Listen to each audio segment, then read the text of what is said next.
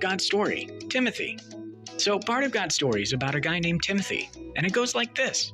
Timothy was living in a town called Lystra with his grandma Lois and his mom Eunice when he met the Apostle Paul. When Tim was just a kid, his grandma and mom taught him about God. They taught Timothy to enjoy spending time with God, the same way you enjoy spending time with your friends. Timothy knew a lot about God and had heard that God was going to send his son Jesus to rescue people from all the wrong things in the world. Since there weren't any TVs or newspapers back then, he didn't know that Jesus was already here. One day, a man named Paul came to Tim's city and told the people there that God had sent Jesus to the world and that we can know him and follow him. Tim wanted Paul to teach him to follow Jesus. He also wanted to learn other things Paul knew, like how to pray for his friends, how he could know God even better, and how to tell God's story. Kids, could you imagine loving to learn so much that you go to school all the time? You start following your teacher home on weekends and going with your teacher on vacation. You even go to school in the summer. That's kind of what Timothy did. He followed Paul everywhere so he could learn new stuff about God all the time. But they didn't stay in one city.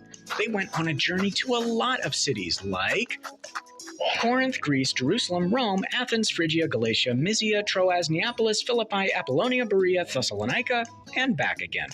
Have you ever taken a trip with one of your friends? When you spend a lot of time together, you learn a lot about each other. Well, Timothy spent a lot of time with Paul, and he learned so much from him. And all those things he learned, he started telling other people. So Paul took Timothy along with him as he traveled preaching and teaching. They started many churches during their time together. After a while, Timothy and Paul couldn't be together all the time. But that was okay, because Paul still wrote lots of letters to Timothy, and he was able to keep learning and tell people about God. In one of Timothy's letters to Paul, he said that some people thought Timothy was too young to teach things to grown-ups.